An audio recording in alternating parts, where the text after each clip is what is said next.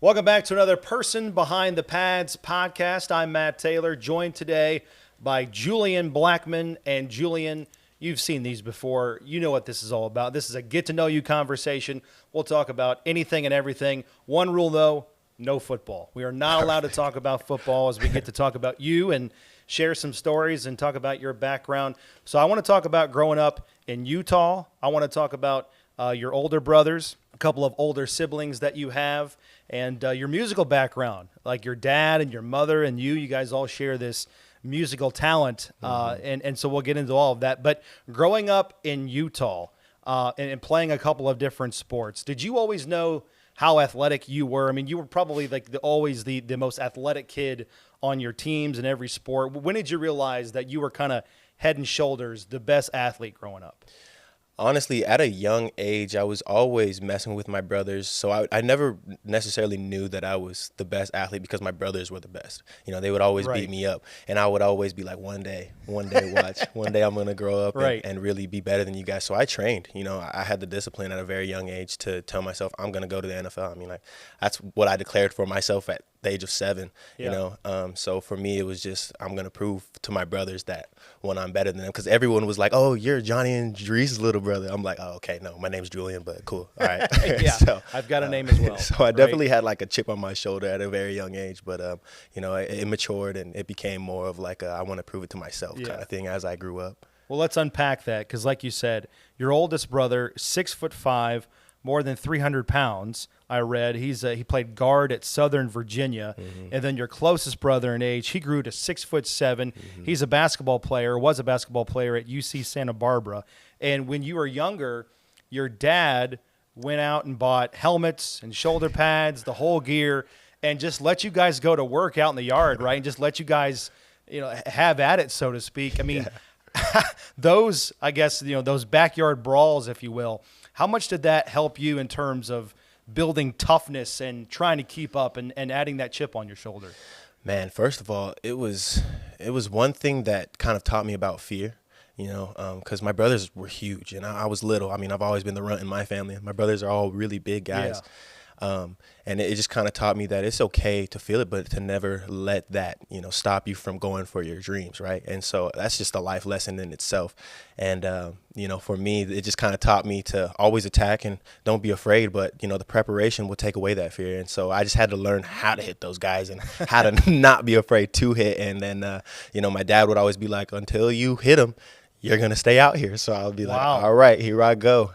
And so it was like at a really young age because I remember one of my first football games ever, I got hit and it was cold. I told my dad I don't want to play anymore. I was like, nah, I don't want to play. And so after that, he was like, all right, you're going to tackle your brothers until you're not scared. You got to fix this, right? I mean, it worked. I mean, I'm sure you guys went out there sometimes, I suspect. I mean, because I've got an older brother. So if it's anything like he and I, you go out there sometimes and you're sort of, you're playing out there in jest and you're kind of joking around, and then all of a sudden, like a switch is turned, and then it gets real a little bit. Did you ever have those like tipping point experiences in the backyard with your brothers where it kind of got serious there a little bit? Oh, definitely. Especially because like they weren't going to take it easy on me. You know, my brothers always told me as I grew up that they saw something different in me, but they never wanted me to just have it. So they kind of, you know, whatever they could do to help me get better, that was kind of their thing. And so for me, it got really real in that backyard because no one was saving me.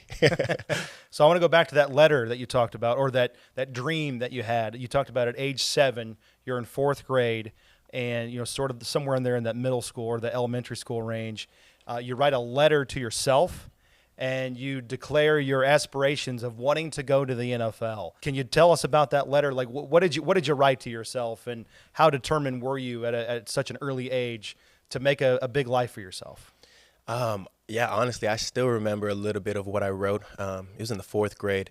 And we all got to talk about our dreams and our aspirations, what we want to do with our lives. And for me, I never wanted to have a plan B. And I told myself, you know, I just want to play at the biggest stage, and I want my family to be there, and I want them to watch me score touchdowns. I mean, I'm on defense now, but I've gotten one, so it's cool. Yeah. But yeah, for me, it was kind of like it's either this or nothing else. But I just very very quickly, like I told you earlier, just learned the discipline, and I would go out by myself and just work, because that's all my dad would teach us is when we got in trouble, we were working, we were running hills, I was running miles, and so it just kind of taught me to go after what I really want, and the only way to do that is through preparation and hard work. No doubt about that. Do you still have the letter?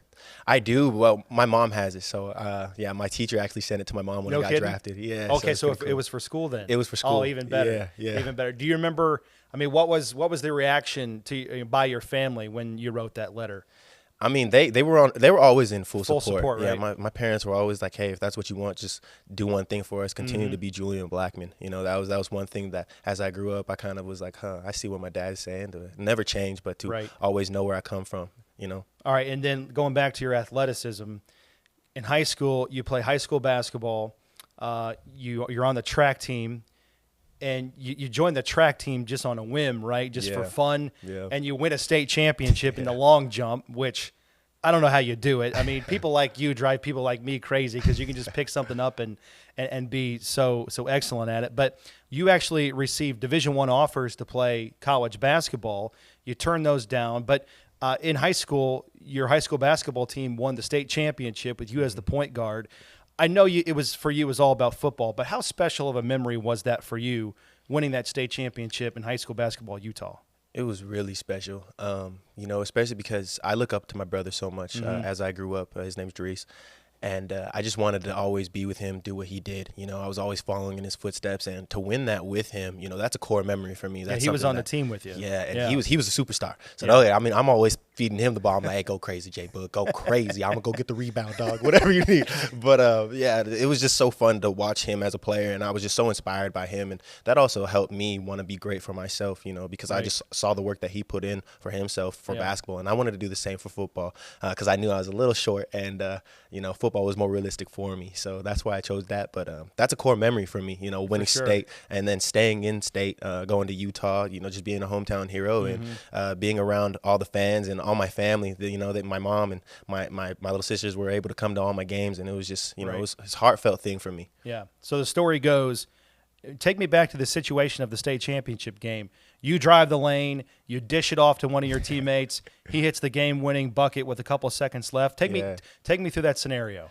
Actually, it was I was supposed to go score. Yeah, I'm not even gonna lie. Matt Cragen, I got you, bro. Appreciate you, bro.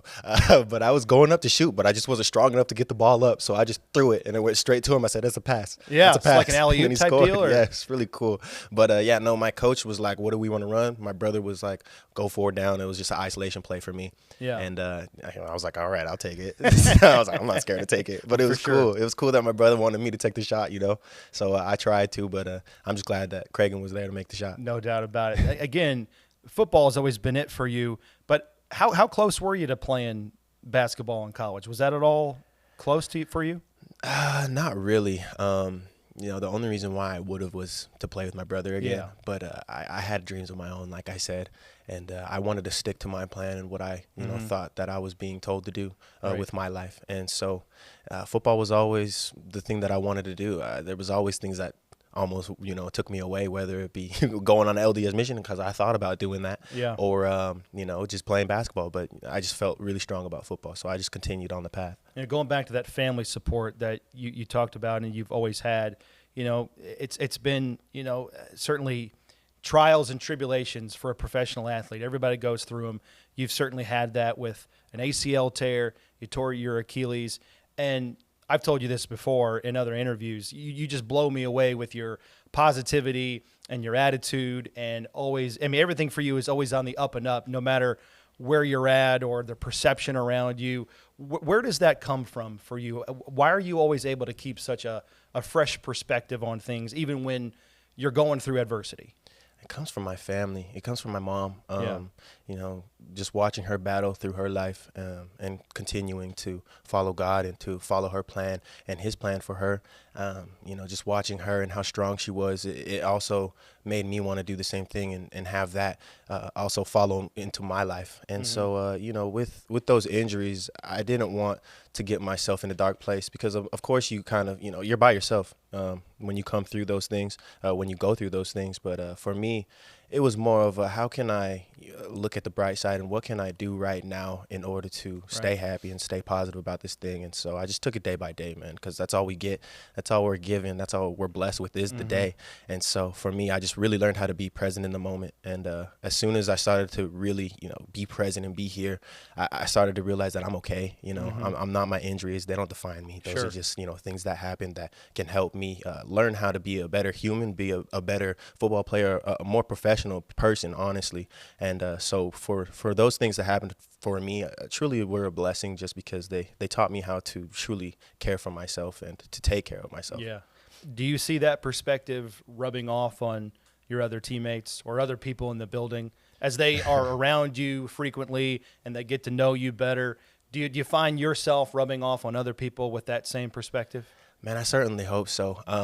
That's one thing that I always take pride in is my attitude, and hopefully other people can be the same way. I just feel like I have an open mind to whatever comes my way. Sure. And I just want everybody else to be happy. Like, that's just how I am. I'm a happy person. I want everybody else to. So, Rigo came to me a couple times about the Achilles, and I just was telling him, hey, take it day by day. You still got so many positive things in your life, your daughter, your wife, and there's so many things outside of football that, can bring you happiness. You just got to find it within yourself. It's amazing stuff right there.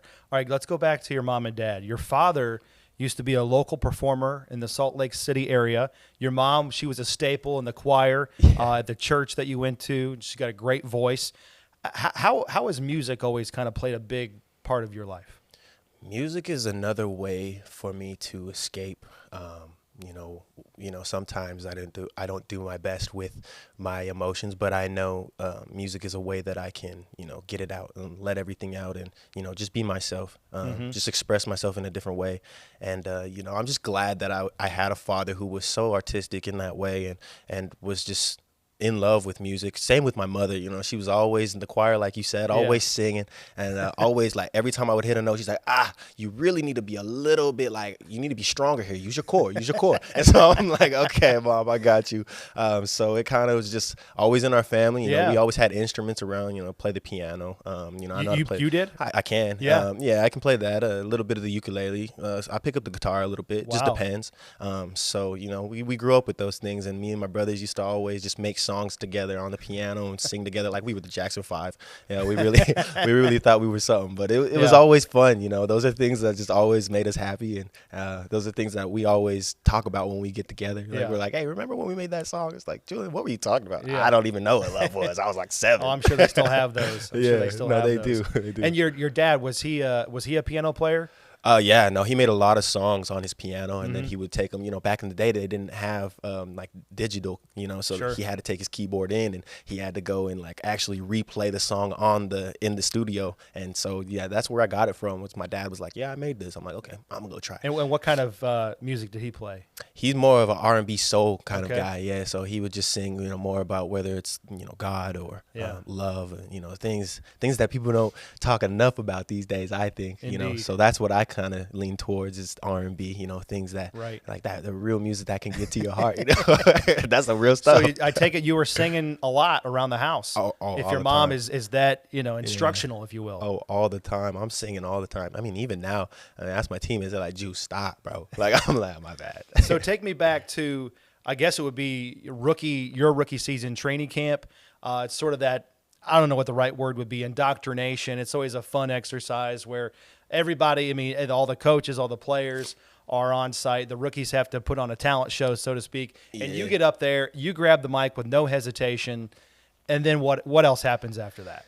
I sang PYT, and they were like, I just remember Michael guys Jackson, were crumbling right? up. Yeah, Michael Jackson. Guys were crumbling up the paper. That's what you do when you're getting ready to boo somebody. I'm like, okay, you're going to sing. Yeah, watch this, boys. All right, you go ahead and hold that paper. I'm about to sing. Go ahead.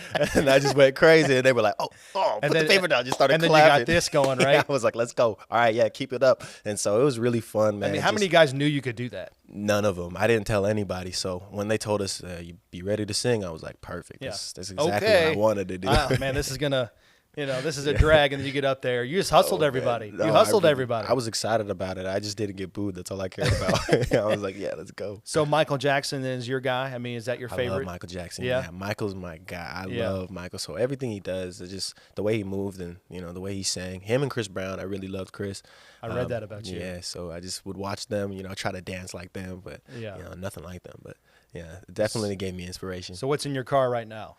If I'm in my car and I'm listening to music, I'm listening to Michael, or I'm making my own kind of music. Yeah. I like to make my own stuff. So I'll just be in there, just listen to the instrumentals. I'm like, all right, how can I make somebody cry today with what I have to say? And you go straight for it. Yeah, I just go for it. Speaking of that, I mean, I know, again, you talk about like these Instagram posts, these social media videos, or these instances. You've also been captured singing to your child. Yeah. How much do you enjoy that, bringing that part of your life into a new generation, if you will? I love it so much. It's funny because I sing so much to the point where my daughter's like, Daddy, stop. Like, she'll look at me, stop. Yeah. And I'm like, all right, I'm done, I guess. I'm doing it too much. But no, she's adorable. That's and fantastic. she sings herself. So, all right. I get her to sing a Little Mermaid, anything that she wants the classics, to sing. right? Oh, she'll be in there going crazy. She likes to sing Happy Birthday all the time. And so she'll just start singing Happy Birthday to me, and then she'll pretend to blow out a candle. I'm like, Good job. So do you have music on game day? Like, do you have certain songs or certain playlists that you go to? Yeah, absolutely. So, when it comes to football, though, I have to switch the vibe. I listen to more upbeat music, things to get me into the zone. So I'm listening to Lil Durk, Meek Mill, J. Cole, guys like that. Those guys kind of really get me like, all right, I'm focused. And but that's the only time. Other than that, I'm listening to R&B, something slow, something chill. Right. Yeah. Or a summertime playlist to get you between now and training camp? Oh yeah, because I love to dance. So if I'm in if I'm in the summer, I'm listening to Miguel. I'm listening to Chris Brown. Like, I'm listening to those guys that'll really get my legs going, because I love to dance. I'm always moving. Tell you what, man, one of the most talented guys there is, one of the best guys and most humble guys. That's this guy right here, Julian Blackmon, with all of your talent and skills and athleticism. Can't thank you enough for the opportunity to talk to you, person behind the pads. Have a great summer coming up, and we'll see you in training camp. I appreciate you for having me, Matt.